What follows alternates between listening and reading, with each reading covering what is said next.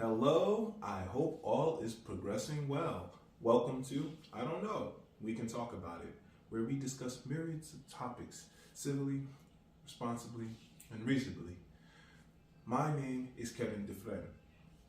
Our first topic concerns a difference in the SAT. As anyone might be familiar with, approaching college, approaching the SAT, an assessment of the sort, including GREs, are of a comeback in a way. Some institutions are looking for them, some are not. Though the particular change we're going to talk about concerns how the SAT becomes easier as one goes along and more difficult as one goes along, depending on if one answers correctly or incorrectly. Incorrectly, easier. Correctly, more difficult, more challenging.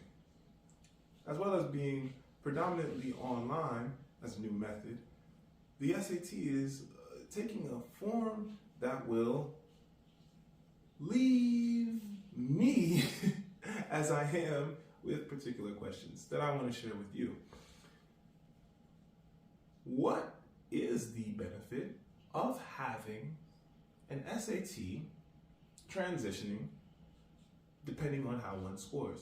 Now, if anyone is familiar with a prior conversation in education around how might one be able to assess one's learning development on the spot, particularly in a classroom. The SAT being in an online format of the sort is actually applying the method of assessing an individual's performance live, as well as catering to the SAT, first of all, the standard that is at hand in development, though the progression and connection with how the student, how the individual taking the SAT can navigate new outlines of challenges or easier options, however that comes about. The assessing portion will be in alignment in a way that is yet for any to know that is not likely a part of the SAT programming as of now. Though I think the benefit of having the SAT and GRE available again as a requirement is that a student can better assess what a university, what an institution might be looking for in an instance in comparison to what another might be that is on an individual's list. Additionally, I think approaching the SAT as is now can prove beneficial for any student that might be trying to understand what might be an expectation for a particular institution if the SAT is in alignment with what an institution's desire for an incoming student is. This is where assessing gets tricky when assessments have to do with transitioning students. Students transitioning from high school to college, from college undergraduate to postgraduate. School is really about learning. The longer one stays in school, the more flexible school can become. And if one does succeed in school in myriad ways earlier on, the more flexible one can be entering even high school and college, undergraduate, in comparison to furthering one's education postgraduate school. I think that the SAT as is now with a predetermining factor, allowing one to practice prior in a way that helps one be successful for the SAT, though especially if in connection with an institution, can be extremely beneficial and enlightening, because admission processes are not completely clear. A lot of institutions go through subjective processes, familiar to likely any that already has experience going through the processes, especially if at a particular depth, especially if a student athlete, successful at that. So I think we're looking at an expanding understanding of what can be in alignment with assessments, at the same time at a new standard that individuals are going to have to consider, especially if more institutions are looking for SATs and GREs. Remember, the SAT is a standard assessment that is going to be applicable to only particular institutions. The competition to get into any school is going to be present. Whether the competition is good or bad is a fair question, though subjective in itself, not completely relevant. How one applies, what is the application full of, what is one bringing to the institution is likely going to be considerable, amongst other factors. And I think the ground with the SAT is just another measure for any individual to use to assess what institution an individual might be seeking to attend. I don't think the SAT is a reason for any student to feel an overburdening or even an additional situation that might feel burdening. I think with the integration of schools accepting particular forms of assessments, one may better gather whether an institution is right for one, especially if one is not going to a particular institution for a particular reason, like a sport, a club, a program. Our next topic is about teaching. A wonderful career path, improving a lot in the United States, particularly, arguably, in relation to one that may have student loans, to one that may live in a high cost area. Though, if anyone is in a situation as an educator, as a teacher, to be earning upwards from $60,000 a year,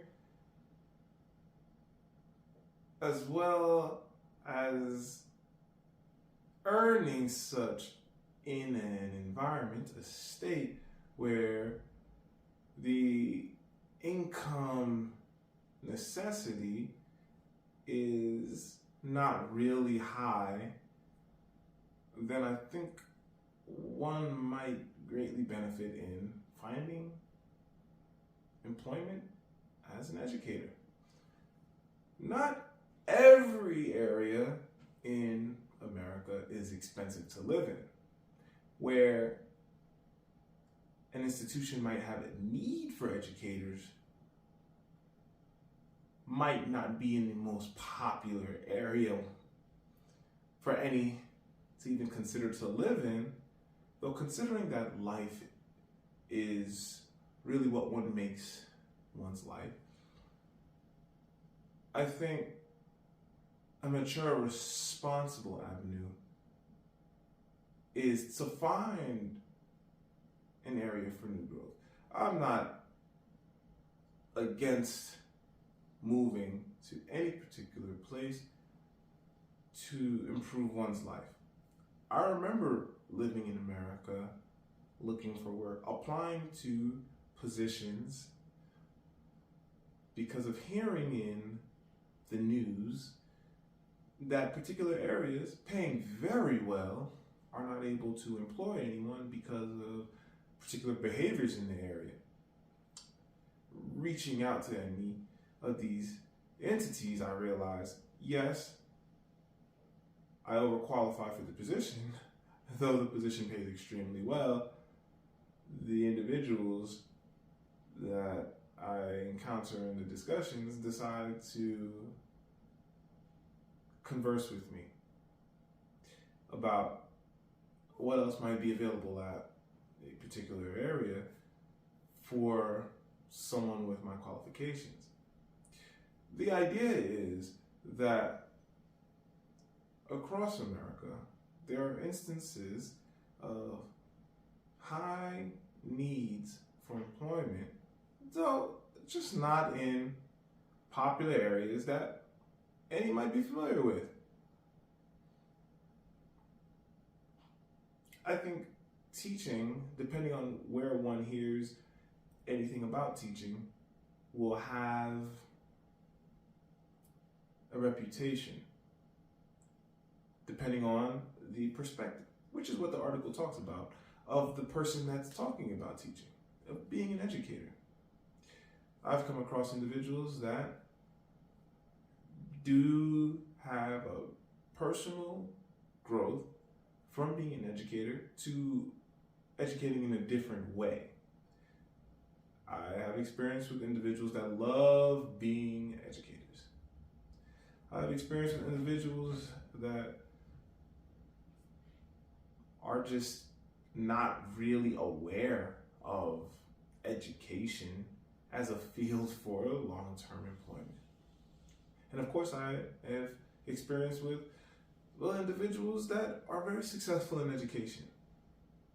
I'm quite aware that education, even prior to many increases, has a lot of good avenues for one to grow with.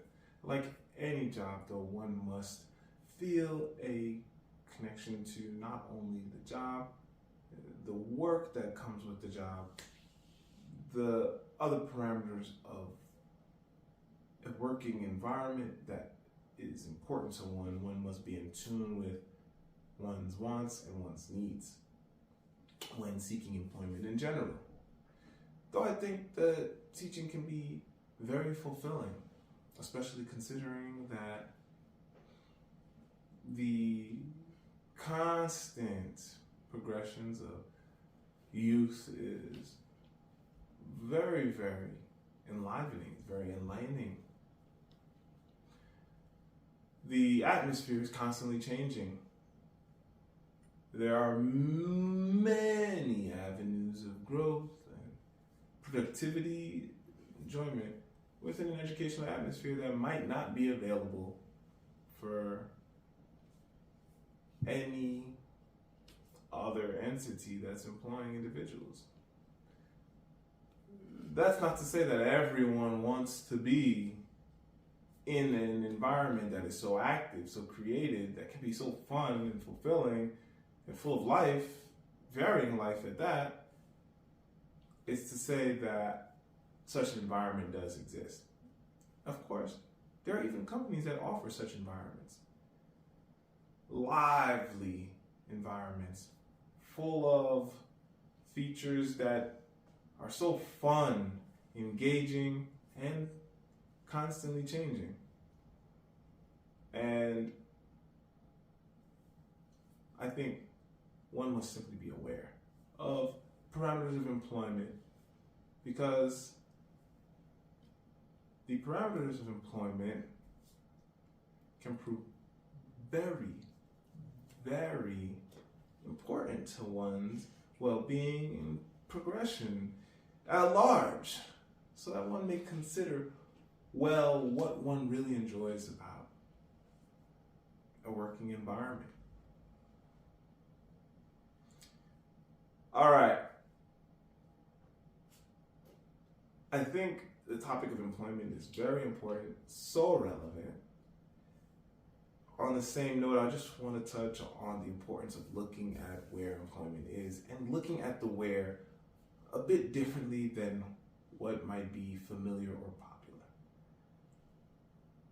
Especially considering if one lives in a country where high income areas and low income areas are so spread across, not matching any particular popular area, and who knows what wonders might be of one's efforts in a particular area that one might not be familiar with, that one might not even be familiar with hearing, thinking about, seeing. So let's get into some origami. Today, I have a pretty simple origami. Do you know what you call baby frog? At least a familiar term of a baby frog, a smaller frog, before it's a frog.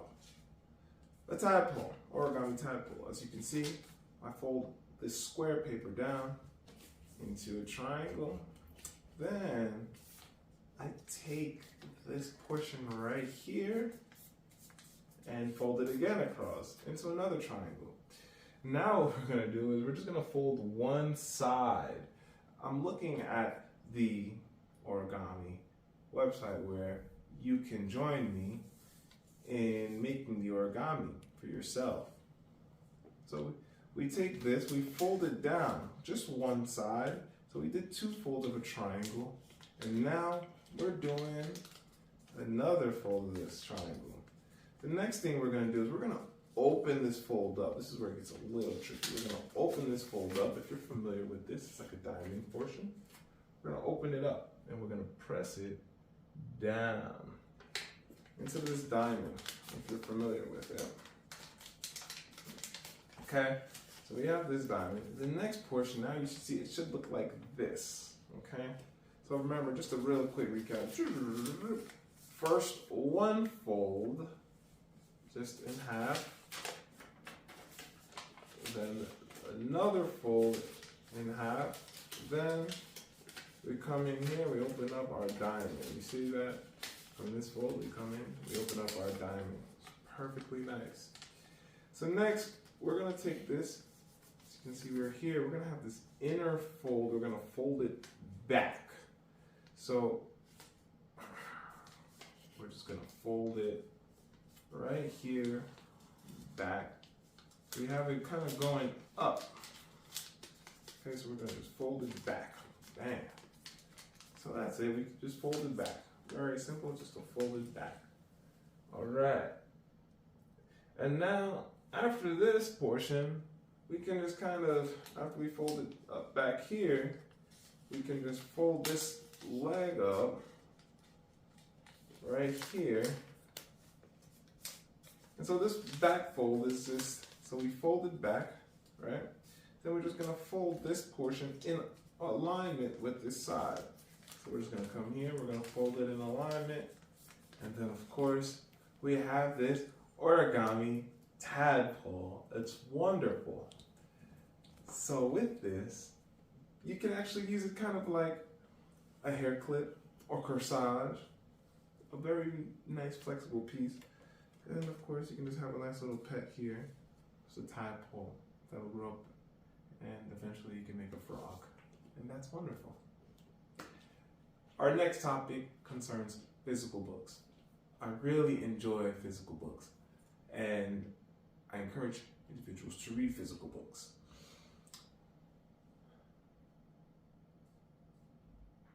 The book today we're going to talk about is by Ayn Rand, Anthem.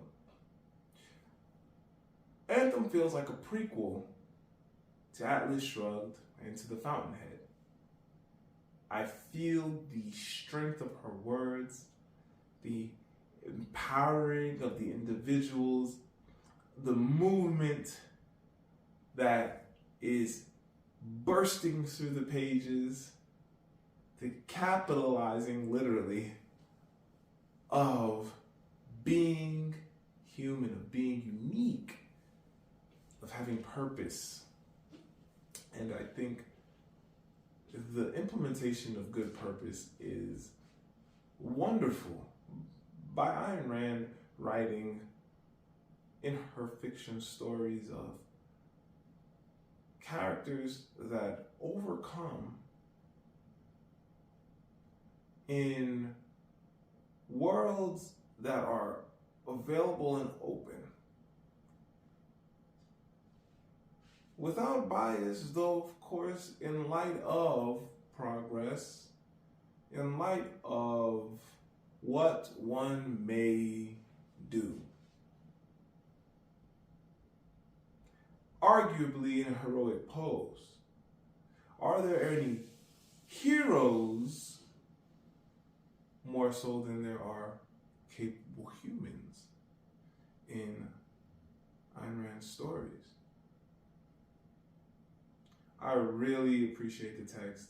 I think if anyone is going to read The Fountainhead or Atlas Shrugged, Anthem is somewhat of a short story, and it's definitely like a prequel, a nice warm-up before entering those stories. And I really find appreciation reading Anthem after reading Atlas Shrugged and The Fountainhead. Though I feel as though the Anthem is a statement of what is to come. The Anthem, the sounding, the thumping, the musicality, the rhythm of what Ayn Rand is bringing in Atlas Shrugged and The Fountainhead.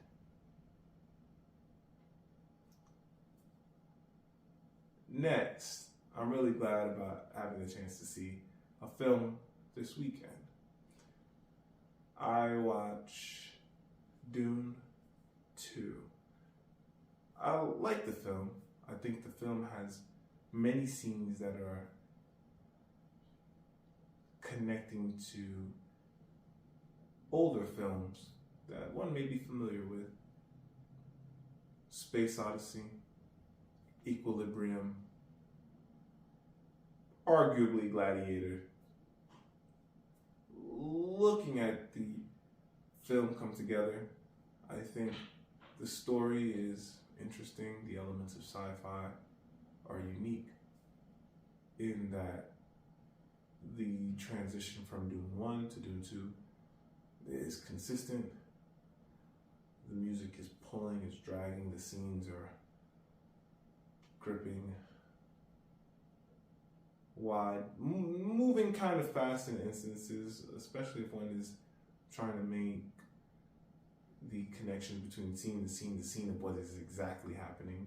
Though I can only imagine how it is to implement 6 books, the concepts of those books within a film. I think the film's acting partners fulfill the film well. I like the story's progress, and I even find a little interest in peeking at the Dune series because of how the story is progressing. I feel as though the books might offer details that might prove valuable for anyone that wants to go to that depth of exploring the film Dune. I have no history of watching any part of Dune prior to these two, though the sentiments I sense in the filmography are from the films I mentioned, and I think that one may find Dune 2 to be enjoyable to watch. if one is into action, the films I mentioned, as well as the acting partners within the film, bringing their efforts to light well. I think the film editing is solid. I enjoy the film. I just think of those other films when I'm watching Dune 2. And I think the relevancy is present in how the characters develop within the film to show character depictions, as well as to show some senses of style. I think even how the positing between the dialogue and the videography comes about is different in each environment, for each expression, for each tone of a scene, though quite relevant to keeping the film entertaining, keeping the film awake, if one will. Thanks for joining me for another episode of I Don't Know. We can talk about it. Onward and Upward. Kevin Dufresne.